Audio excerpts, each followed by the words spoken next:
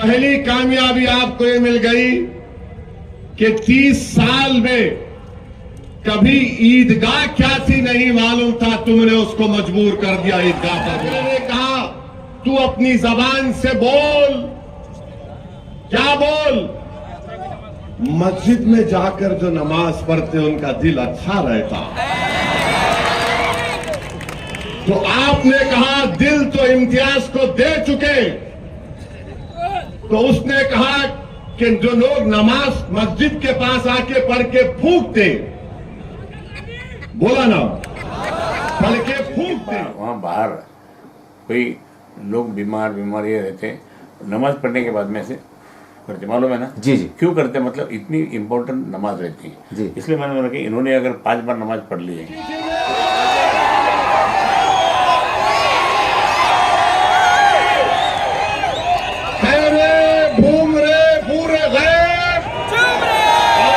जलील को कामयाब करिए।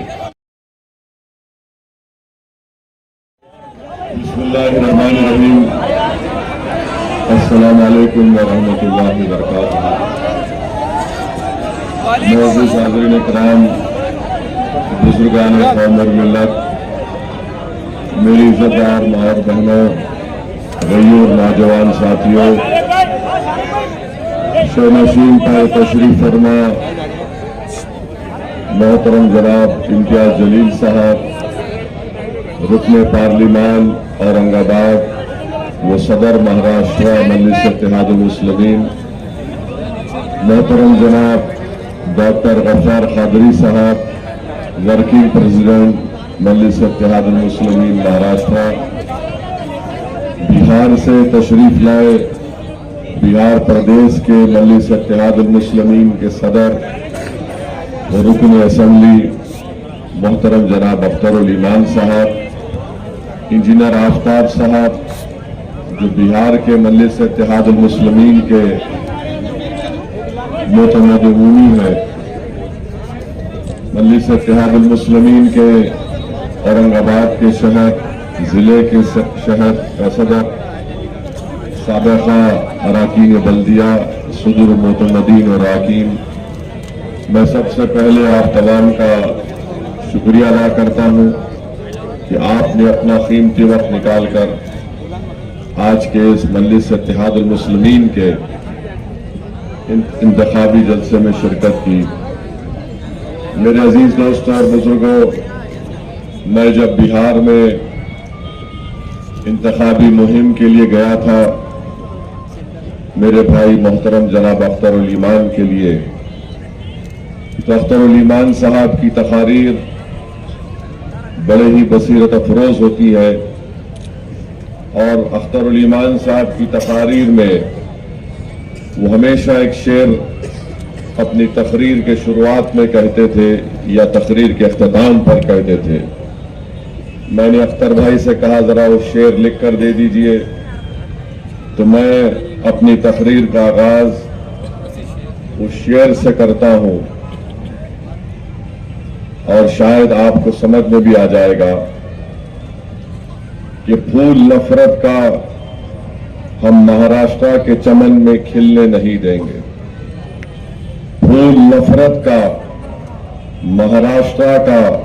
फूल नफरत का हम महाराष्ट्र के चमन में खिलने नहीं देंगे। फूल निशान किसका है? मित्रों का है ना। नान खलिया नहीं खा के आए शायद, ठंडे हैं, जरा गर्मी दिखाओ प्यारे। फिर से बोल रहा हूं, फूल नफरत का अपने महाराष्ट्र के चमन में खिलने नहीं देंगे। तीर अदावत का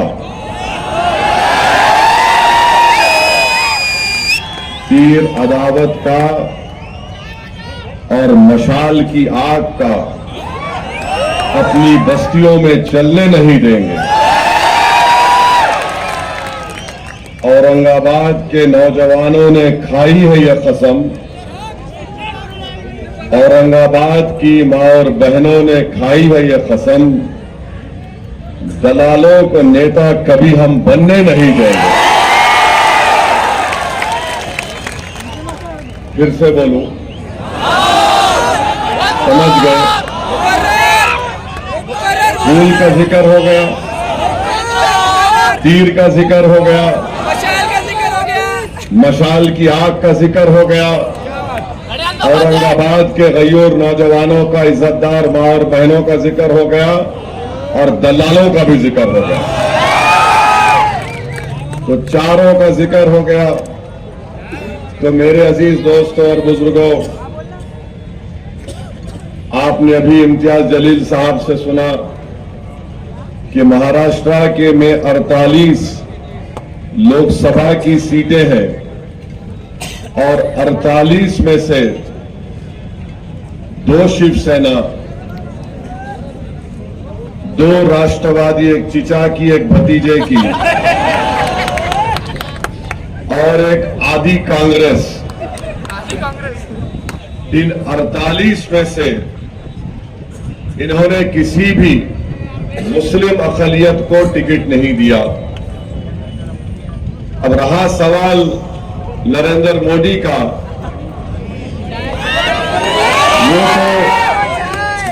वो तो एक अजीब जबान में बात कर रहे हैं। तो 48 में से 2 राष्ट्रवादी चिचा भतीजे की, 2 शिवसेना, एक तीर अदावत का, एक मशाल जिसमें आग है और आदि कांग्रेस, एक को भी नहीं दिए। और ये मैं नहीं कह रहा हूं, बल्कि उन्हीं के इंडिया अलायंस के लोग कह रहे हैं कि महाराष्ट्र में 1 करोड़ मुसलमान हैं और एक को भी टिकट नहीं दिए। ये बात आपको सोचना है, औरंगाबाद की आवाम को, कि जो पार्टी 48 में से 1 को टिकट नहीं दे सकती, वो किस बुनियाद पर औरंगाबाद को आकर कह रही है कि इम्तियाज जलील को हराओ। किस बुनियाद पर वो आकर कह रहे हैं कि इम्तियाज जलील दोबारा यहां से कामयाब ना हो। मैं आपके दरमियान में खड़े होकर कह रहा हूं कि 30 साल के एक लंबे अरसे के बाद आपका इत्तेहाद, आपका सियासी शऊर, आपकी मेहनत और आपकी इज्जत नफ्स ने, जो आपने मुत्तहदा अपने के कोर्ट का इस्तेमाल मजलिस इत्तेहादुल मुस्लिमीन के लिए इस्तेमाल किया, 30 साल के बाद इम्तियाज जलील कामयाब हुआ। तो ये तमाम एक हो गए, 2 शिवसेना, 2 राष्ट्रवादी, बीजेपी और आदि कांग्रेस के 48 में क्या रिजल्ट आता 47 में परवाह नहीं, मगर यहां से इम्तियाज जलील नहीं जीतना। तो मालूम हुआ कि सबका एक ही मकसद है कि महाराष्ट्र के सब चुनाव एक तरफ, मगर औरंगाबाद से इम्तियाज जलील कामयाब ना हो। तो मेरी आपसे गुजारिश है कि जब दुश्मन और मुखालिफ ताकतें मुत्तहिद हो चुकी है कि आपको कामयाबी से रोका जाए। इम्तियाज जलील एक शख्सियत नहीं है, इम्तियाज जलील एक नाम है, मगर वो इम्तियाज जलील आप तमाम है। आपके हर घर में इम्तियाज जलील है, आपके सामने आपका बेटा इम्तियाज जलील है, आपके सामने हर वो शख्स जो नफरत को मिटाना चाहता है औरंगाबाद से, वो इम्तियाज जलील है। हर वो शख्स जो हिंदू मुस्लिम इत्तेहाद को मजबूत करना चाहता है, वो इम्तियाज जलील है। जो दलितों को जुल्म से बचाना चाहता है, वो इम्तियाज जलील है। जो दंगरों को उनका मुकाम दिलाना चाहता है, वो इम्तियाज जलील है। जो मराठाओं को उनका इंसाफ दिलाना चाहता है, वो इम्तियाज जलील है। बताओ, इन औरंगाबाद में इन सब को लेकर चलने वाले का अगर कोई नाम है तो इम्तियाज जलील है। और ये तमाम पार्टियां ये नहीं चाहती कि इम्तियाज जलील कामयाब हो जाए। तो मेरी आपसे गुजारिश है कि इस बार भी 13 मई के दिन आपको अपना एक एक वोट का सही इस्तेमाल करना है। पतंग के निशान पर बटन दबाना है। तीर अदावत का आग जो मशाल में है, इनको शिकस्त देना है। और आपने जो तारीख बनाई थी, उस तारीखी सफर को आपको जारी और सारी रखना है। और चौथी बात यह है कि ये जो शिवसेना का उम्मीदवार क्या कहता था, 30 साल 21 साल एमपी था, कहता था क्या कल खान या बान, हाँ खान या बान। आप लोग मुत्तहिद हुए ना आप लोग? आप में इत्तेहाद है? जोर से बोलो, इत्तेहाद है? तो आपका इत्तेहाद जो कल तक खान बान बोलता था कि मैं हिंदुत्व का नेता हूं, पहली कामयाबी आपको ये मिल गई कि 30 साल में कभी ईदगाह क्या थी नहीं मालूम था, तुमने उसको मजबूर कर दिया ईदगाह पर बुलाकर। ईदगाह पर आया नहीं आया। अब आपका सियासी शऊर इतना बढ़ गया कि आप वो जान चुके कि अब औरंगाबाद की आवाम एक बार इत्तेहाद की ताकत तो महसूस कर ली। अब वो इम्तियाज जलील को दोबारा कामयाब करेंगे। तो उसने क्या किया? उद्धव ठाकरे ने कहा तू अपनी जबान से बोल। क्या बोल?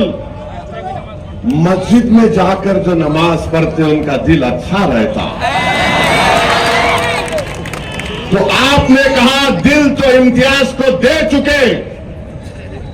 तो उसने कहा कि जो लोग नमाज मस्जिद के पास आके पढ़ के फूकते, बोला ना, पढ़ के फूकते, खैरे मैं अभी यहां पे हिजबुल बैतुल कुर्सी पढ़ के फूका हूं।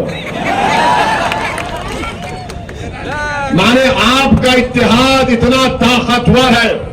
मैं आपके सियासी शऊर को सलाम करता हूं कि जो खान बान कहता था, हिंदुत्व का नेता अपने आप को कहता था, जिसने 21 साल में कभी औरंगाबाद के दलितों के लिए, धनगरों के लिए, मराठाओं के लिए, मुस्लिम अकलियत के लिए, ईसाइयों के लिए, सिखों के लिए कोई काम नहीं किया, आज वो मजबूर है इसलिए कि खैरे जानता है उसका आखिरी इलेक्शन 2019 में हो गया। अब यहां से सिर्फ वापसी होने वाली है। और जो लोग ये बोल रहे हैं नहीं दिल्ली का इलेक्शन है, हम क्या गिल्ली डंडा खेल रहे थे 5 साल से? दिल्ली का इलेक्शन है। अरे दिल्ली के इलेक्शन में औरंगाबाद से जाना है दिल्ली को। क्या बताओ उद्धव ठाकरे, तुमने ट्रिपल तलाक के कानून की तायीद की नहीं? तायीद की? तुमने CAA कानून की तायीद की? तुमने UAPA कानून की तायीद की? और UAPA का कानून पूरी दुनिया का दहशतगर्दी का सबसे बदतरीन कानून उद्धव ठाकरे ने तायीद की। ट्रिपल तलाक का कानून शिवसेना ने, उद्धव ठाकरे ने तायीद की। और ऐसा कानून जो हमारे मुस्लिम महिलाओं के लिए नाइंसाफी का बाइस बन गया। CAA का कानून तायीद किए। किसने उस कानून को? मोदी के 303 एमपीओ के सामने खड़े होकर कहा, ए मोदी, तेरा यह काला कानून हम उसको फाड़ते हैं, नहीं मानते उसको। उद्धव ठाकरे ने तायीद की। अच्छा, खैरे बोलते मस्जिद की बड़ी तारीफ कर रहा खैरे, तो बोल खैरे, मैं पूरी आवाम की तरफ से बोल रहा हूं, 6 दिसंबर तूने गुनाह किया था या नहीं किया था? बोल बोल खैरे, बोलो उद्धव ठाकरे, बोलो आदित्य ठाकरे, बोलो शरद पवार, बोलो अजित पवार, बोलो आदि कांग्रेस, बोलो नरेंद्र मोदी। मैं इम्तियाज जलील भारत की पार्लियामेंट में खड़े होकर असदुद्दीन अवैसी ने कहा था, बाबरी मस्जिद जिंदाबाद, बाबरी मस्जिद जिंदाबाद, बाबरी मस्जिद जिंदाबाद। ये फर्क है, ये फर्क है। बोलो मस्जिद के पास आकर बोल रहे, पढ़ के फूकते, नमाज पढ़ लो। मेरे भाई 5 साल में इतना हो गया, आइंदा क्या क्या हो सकता सोचो आप। आइंदा क्या क्या हो सकता है? क्या हो सकता है आइंदा? क्या पड़ेगा? क्या पड़ेगा? मैं नहीं बोल रहा हूं, तुम बोल रहे। ईदगाह पे आ गया, 6 दिसंबर से ईदगाह पे आ गया, ईदगाह से मस्जिद पे आ गया, मस्जिद से नमाजियों पे आ गया, फिर बोरा पढ़ के फूकते। अब आइंदा का कदम क्या है? क्या है? अरे वो नहीं बोल रहा हूं, ना ना वो मैं बोल रहा ही नहीं। क्या है, क्या है ये? खतरनाक है तुम लोग।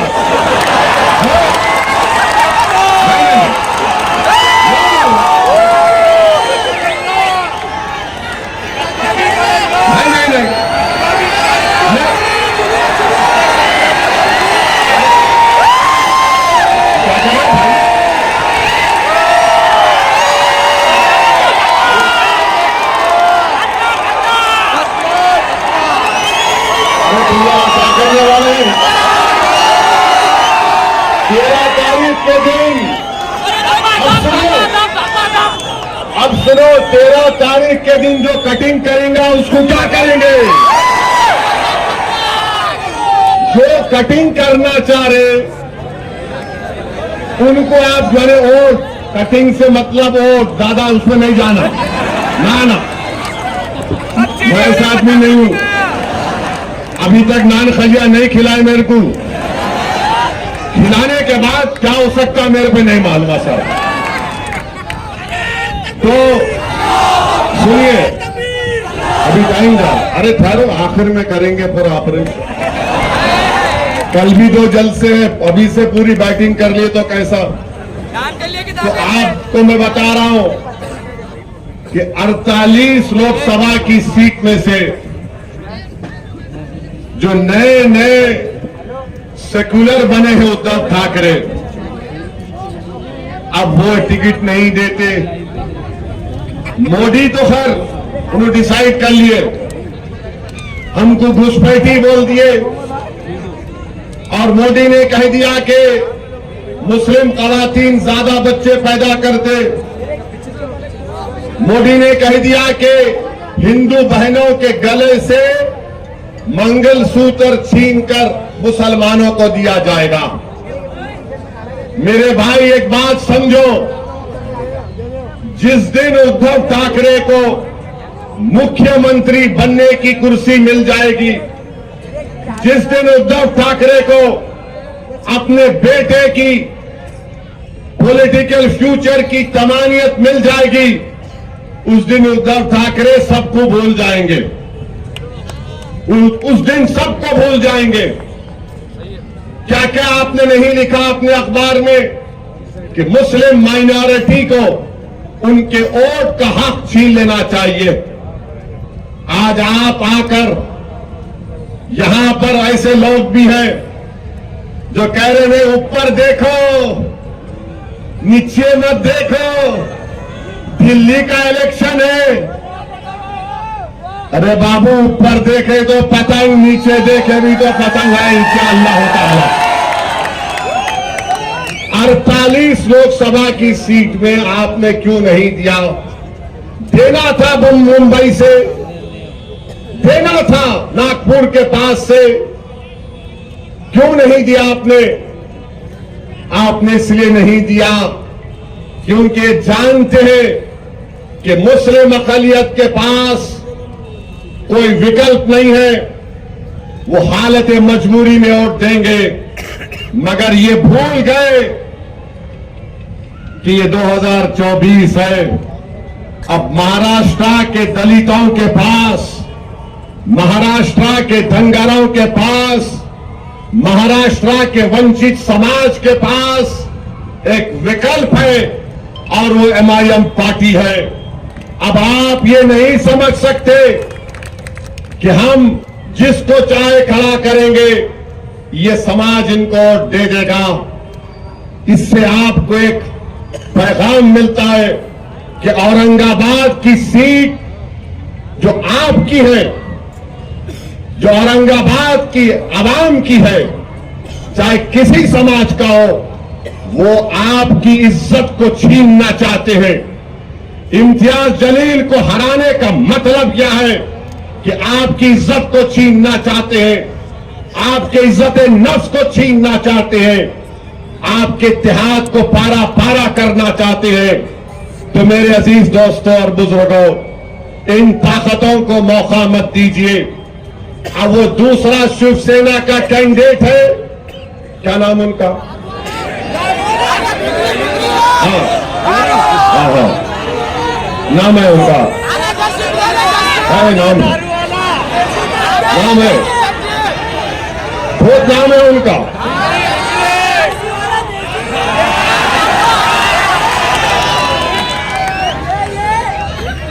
घूम रे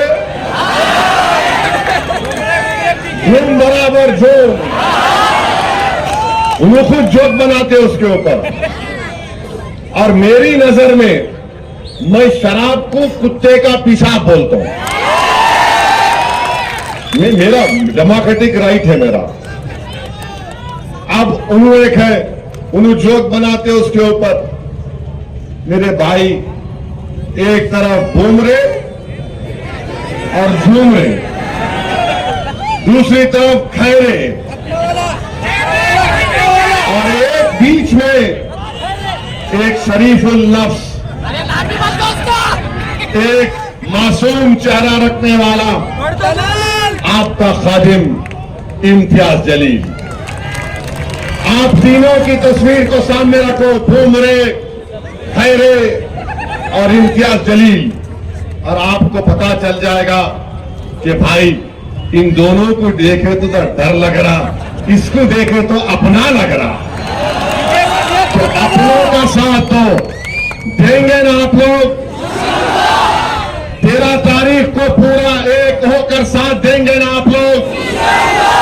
और जो लोग कटिंग करने पे आए, मत करो, मत करो। मैं तुमसे अपील कर रहा हूं, मैं तुम्हारे अच्छे के लिए बोल रहा हूं। तारीख में तुम्हारा नाम खराब हरूफ में लिखा जाएगा। औरंगाबाद की जब सियासी तारीख लिखी जाएगी तो लोग तुम्हारे नाम को इज्जत से नहीं लेंगे। आप एक थे, एक हैं और एक रहेंगे इंशाअल्लाह ताला।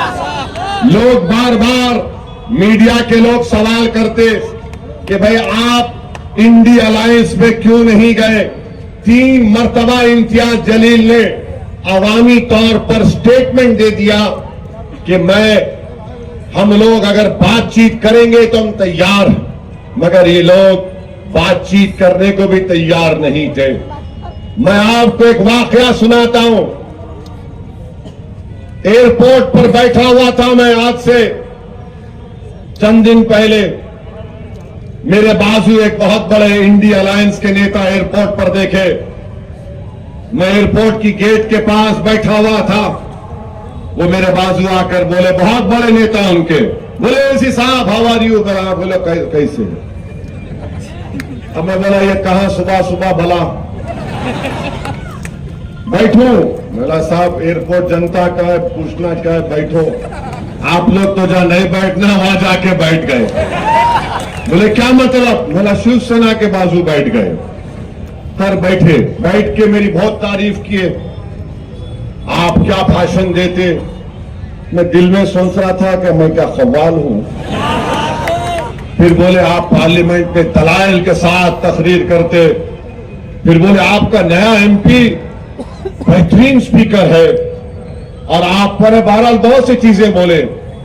मैं बोला भाई साहब 5 मिनट में आप मेरी पार्टी के एमपी की मेरी तारीफ करें आप, और आपका ताल्लुक महाराष्ट्र से है। ये तारीफ आप जो कर रहे हैं मेरे को लगता है कि मुनाफिकत है, ये हिपोक्रेसी है। बोले क्यों बोल रहे हैं साहब? बोला आप हमारा इम्तियाज आपको पूछा लो अलायंस में, तो आप लोग बोले नहीं। बोले नहीं वैसी साहब ऐसा है, अगर आपको हम ले लेंगे तो हमको जो है दूसरों का वोट नहीं मिलता, हमको दूसरों का वोट नहीं मिलता। मैं सुन के ताज्जुब कर रहा था इस शख्स को कि अभी बैठकर कह रहा था कि हिंदुस्तान के संविधान को तुम बचा रहे हो, ऐसी तुम बाबा साहेब अंबेडकर के ख्वाबों को पूरा करने की बात करते, हम तुम्हारी इज्जत करते। मैं सुन रहा था उनकी गुफ्तगू और कह रहे थे कि नहीं वोट नहीं मिलता है, वो फुला हो जाएगा। मुझे भी बड़ी तकलीफ हुई क्योंकि औरंगाबाद में तो इम्तियाज जलील को सबका वोट मिला। इम्तियाज जलील सिर्फ एक समुदाय का नेता तो नहीं है, इम्तियाज जलील को सबने कामयाब किया। खैर वो चले गए, मेरे दिमाग पर एक बोझ सा हो गया। मैं अल्लाह से दुआ कर रहा था कि अल्लाह ये सब बातें मुझे सुनना पड़ता परवरदिगार। तो उतने में मेरे पीछे से एक खातून और उनका बेटा उठकर आए और उस खातून ने कहा बेटे असद। मैं एकदम आंख खोला और देखा। बोले बेटे असद मैं तुम्हारी इसकी बातें सुन रही थी और मुझे तकलीफ हुई इसकी बातें सुनने के बाद, मगर मेरे बेटे तुम सच्चाई पर हो और तुम यकीन जानो कि हम सब तुम्हारे साथ हैं। इनकी बातों को लेकर तुम तकलीफ मत उठाओ, तुम जहनी बोझ का शिकार मत हो जाओ। मैंने अपने बेटे से कहा कि अगर मैं मर भी जाऊंगी तो तुम असदुद्दीन ओवैसी का साथ नहीं छोड़ना। मेरे आंख में आंसू आ गए, मेरी आंख में आंसू आ गए। मैंने कहा कि अगर आप गैर महरम नहीं रहती तो मैं आपके पैरों को छू लेता। तो उस औरत ने कहा इधर आओ बेटे, और मेरे सर पर हाथ रखा। मेरे आंख से भी 2 कतरे आंसू के निकल गए, उस खातून की आंख से बेशुमार आंसू निकलते गए और बार बार मुझसे कहा। मैं इसकी गुफ्तगू सुन रही थी, मेरा कलेजे में दर्द हो रहा था कि मेरे बेटे को बाजू बिठाकर तारीफ भी करके आज वो कह रहे हैं कि तुमको करीब आने नहीं देंगे। मेरे भाई जब कभी भी मैं औरंगाबाद को आता हूं और दौरे करता हूं, जिनका मेरा उनका कोई रिश्ता नहीं है, जिनको मैं पहचानता भी नहीं, और जब घरों से हमारी मां और बहनें रो रो कर कहती है, ऐसा कहती है कि तुम कामयाब हो गए, जब नौजवान कहता है कि भाई कुछ भी हो जाओ हम तुम्हारा साथ नहीं छोड़ेंगे, ज़ईफ लोग बुला बुला कर बोलते कि असदुद्दीन हस्बुनल्लाह नेमल वकील का विर्द करते रहो, तो खुदा की कसम मैं तुम्हारे दरमियान में खड़ा होकर कह रहा हूं, मुझे किसी की जरूरत नहीं है, अल्लाह और तुम लोग काफी हो, अल्लाह और तुम लोग काफी हो। ये क्या कर लूंगा इन लोगों के पास जाकर, शायद मुझे शोहरत मिल जाए या कोई मंत्री या पोस्ट मिल जाए, मुझे नहीं चाहिए मेरे भाई। तुम्हारे दिलों में अल्लाह ने मोहब्बत पैदा की, तुम्हारे आंख में आंसू आ जाते जब मजलिस का जिक्र होता, यही सबसे बड़ी दौलत है। यही सबसे बड़ी दौलत है, यही सबसे बड़ी नेमत है अल्लाह की। मैं फिर से कह रहा हूं तुम्हारे दरमियान में, मैंने अपने घर में भी कहा कि अगर मुझे मौत आ जाए तो मुझे औरंगाबाद के किसी कब्रिस्तान में ले जाकर दफना देना। मुझे औरंगाबाद की जमीन से इतनी मोहब्बत है। मैं जज्बात में लाने को नहीं कह रहा हूं, नहीं मालूम इस जमीन में क्या चीज है कि बहुत यहां पर एक रूहानी सुकून मिलता है। अल्लाह तुम्हारे इस जज्बे को सलामत रखे। डरने और घबराने की जरूरत नहीं है, अल्लाह हमारे साथ है। अल्लाह हमको कामयाब और कामरान करेगा। अरे ये लाख आ जाए, कोशिश कर ले। मुझे यकीन है कि मराठा लोग जो पार्लियामेंट में देख चुके इम्तियाज जलील को, कि जिसने मराठाओं के आरक्षण की बात की, धनगर समाज के लोग ये जानते हैं कि इम्तियाज जलील ने बेलौस उनकी राय और इंसाफ की बात की। दलित समाज के लोग जानते हैं कि पीठ खंजर में इंडिया अलायंस ने घोपा, बुलाकर डाइस पर जलसा कराकर उनका हाथ छोड़ दिया, मगर हम में इत्तेहाद नहीं हुआ। मगर हमने दलित पॉलिटिकल एम्पावरमेंट के लिए, बाबा साहेब अम्बेडकर के ख्वाबों को पूरा करने के लिए, और बाबा साहेब अम्बेडकर का जो एहसान हम पर है, हमने वहां से अकोला में तायीद का ऐलान किया। हमने आनंदराव अम्बेडकर साहब की सीट पर तायीद का ऐलान किया। कोई कुछ भी कह ले, मगर हम हमेशा से बात कहते आ रहे हैं कि वंचित समाज को एक होना पड़ेगा, और वंचित समाज जब एक होगी तभी हकीकी मानों में इंसाफ मिलेगा। मोदी का भाषण तो तुमने सुना होगा, कहानियां वो लगा सकते, लगाओ जरा, लगाओ जल्दी चाउश, जल्दी लगाओ। सुनो मोदी ने क्या कहा, सुनो आप, सुनो मोदी ने क्या कहा, सुनो आप। क्योंकि जब मैं बोलना शुरू करा तो हमारे दुश्मना शुरू हो गए, इन्हों जज्बाती बात कर रहे, बहरे हैं पूरे, सुने नहीं आता सच्चाई इनको। लगा लगा उनकी सरकार को उन्होंने कहा था, सुनो, देश की संपत्ति पर पहला अधिकार मुसलमानों का है। इसका मतलब ये संपत्ति इकट्ठी करके किसको बांटेंगे? जिनके ज्यादा बच्चे हैं उनको बांटेंगे, घुसपैठियों को बांटेंगे। क्या आपकी मेहनत की कमाई का पैसा घुसपैठियों को दिया जाएगा? ये कांग्रेस का मैनिफेस्टो कह रहा है कि वो माताओं बहनों का सोने का हिसाब करेंगे, उसकी जड़ती करेंगे, जानकारी लेंगे और फिर उस संपत्ति को बांट देंगे और उनको बांटेंगे जिनको मनमोहन सिंह जी की सरकार ने कहा था कि संपत्ति पर पहला अधिकार मुसलमानों का है।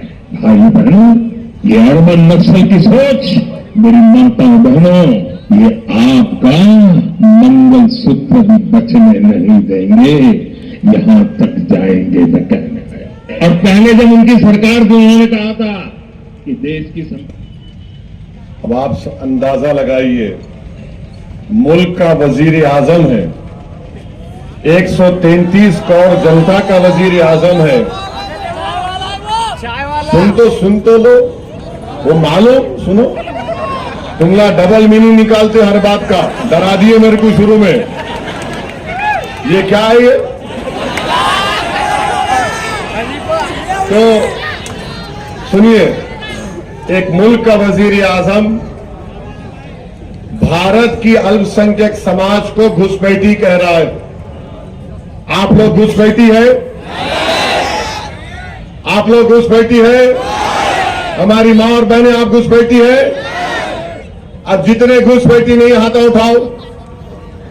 दीवार पे बैठने वाले भी उठाओ, दीवार नहीं गिरती, मैं हूं ना। छत पे खड़े रहने वाले उठाओ, डाइस पे बैठने वाले उठाओ। आप लोग घुसपैठी है? हाथ नीचे, हमारी माँ और बहनें ज्यादा बच्चे पैदा कर रहे, नहीं, झूठ है।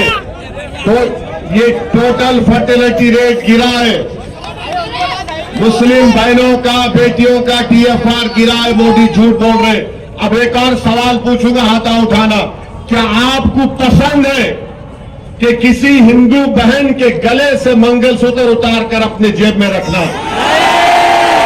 आपको पसंद है? उधर से बोलो, आपको पसंद है? ये मोदी बोल रहे हैं। अब सुनो, अब सारा हाथ सुनो, हाथों औरे पे हाथों ठहरो। अब आपको मालूम होगा कि 5 साल में हमारी मां और बहनें बैठी हुई है, 5 साल में 19 से 24 के दरमियान में भारत की महिलाओं ने, ये पॉइंट जरा मीडिया नहीं कैरी करेगा, आप लोग इसको वायरल करेंगे ना, करना ये पॉइंट। मीडिया डरता जरा मोदी से, हम उनके बाप से नहीं डरने वाले। तो 5 साल में भारत की महिलाओं ने, रिजर्व बैंक ऑफ इंडिया का डेटा है कि 1 लाख करोड़ रुपए का सोना गिरवी रखाकर पैसे लिए, 1 लाख करोड़।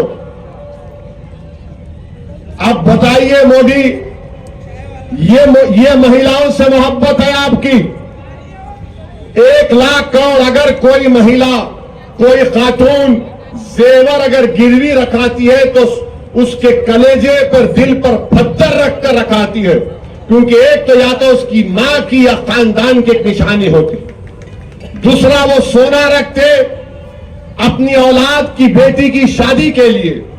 और जब गिरवी रखाते तो किसी का एक्सीडेंट हो गया, शादी कराना है, या बच्चे को बाहर भिजाना है, या कहीं फीस देना है, नरेंद्र मोदी 1 लाख करोड़ का सोना गिरवी रखाया महिलाओं ने। मेरे अजीज दोस्तों और बुजुर्गों, मगर मोदी कहते हमको जिहादी। आप लोग जिहादी हैं? जिहादी है आप लोग? मेरे को तो दिन रात बोलते रहते, मगर आवाम को गाली दे रहा एक देश का वजीर आजम है। आप बताइए मेरे अजीज दोस्तों और बुजुर्गों, क्या मुल्क का हाल नरेंद्र मोदी कर दिए? आप बताइए, कल अगर CAA NPR NRC होगा तो क्या उद्धव ठाकरे आकर ठहरेंगे औरंगाबाद में? अगर CAA NPR NRC होगा तो उसके माने क्या है कि अगर डॉक्टर गफ्फार कादरी, हमारे इम्तियाज जलील और हमारा ये दलित नेता बाबू दो,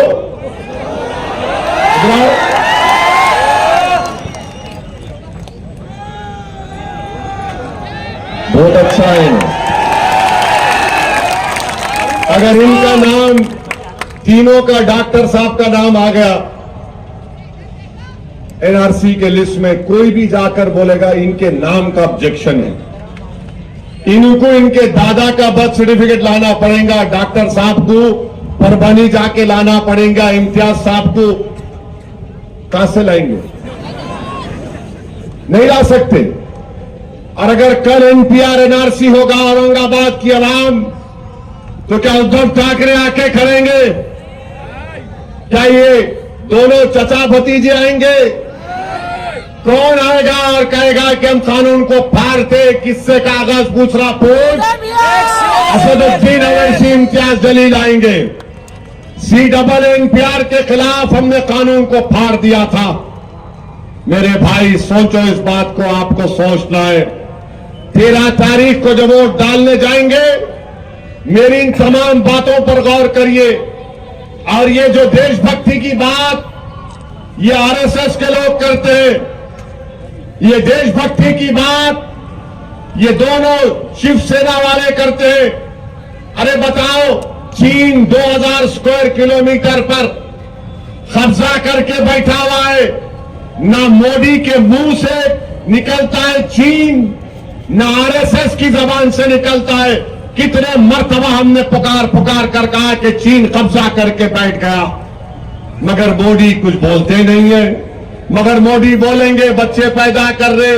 अच्छा, बाय द वे, मोदी के खुद 6 भाई हैं, अमित शाह के 6 बहने हैं। गोलवालकर के इधर देखो, यहां है, कुछ भी नहीं है इधर। गोलवालकर के 11 पैदा किए उनके डैडी, मगर इल्जाम हम पे लगा रहे हैं। तो मेरे भाई, एक शेर आपके सामने रखकर, बल्कि 2-3 शेर है। एक हैदराबाद के एक मजाहिया शायर थे, मोइन बंबू नाम था उनका। तो मोइन बंबू बोले, काम नहीं होने के क्यों करने को जा रहे चीचा, भीगी बारूद को तुम आग लगा रहे चीचा, मोटे शीशे की छड़ी आंख पे ऐनक, फिर भी नजरें शीला की जवानी पे लगा रहे चीचा। ये मैं नहीं बोला, ये मोइन बंबू बोले। हाँ, एक बात अब ये सुनो आप, ये मजे का है बहुत, ये काफी हिट हो गया। ये एक हैदराबाद के दखन के एक मजाहिया शायर थे, उनका नाम क्या था? नाम है हरी सिंह। अब समझ जाना किसको बोल रहा हूं मैं, मेरा साथ देना। अम्मा बाबा को भूल गया हो रे, सारी जनता को हौला बना रहा, हिंदू मुसलमान को लड़ा रहा, शादी करके जोरू को भगाता, एनआरसी बोल के हमको डराता, बार बार बाहर के दौरे करता, जनता के पैसे बर्बाद करता, कातिल और जानियों को छोड़ता, बेगुनाहों को कैद करता, मंगलसूत्रों की झूठी अफवाह उड़ाता, गरीब लोगों को मजाक उड़ाता, लोगों को तकलीफ देके खुश होता, चौकीदार बन के उछल रहा, अपनी औकात भूल गया। अब आप 13 तारीख को मेरे को आके नहीं बोलना पड़ेगा, अरे होने कहा है रे। तो आप लोग सब 13 तारीख को औरंगाबाद की फिजाओं में क्या नजर आएगा? औरंगाबाद की फिजाओं में क्या नजर आएगा? औरंगाबाद की फिजाओं में क्या नजर आएगा? कौन जीतेगा? जीतने वाले का नाम क्या होगा? जोर से बोलो, जोर से बोलो, औरंगाबाद जिंदाबाद, औरंगाबाद जिंदाबाद। अब आप डाल के खींचता, कैसा खींचेंगे?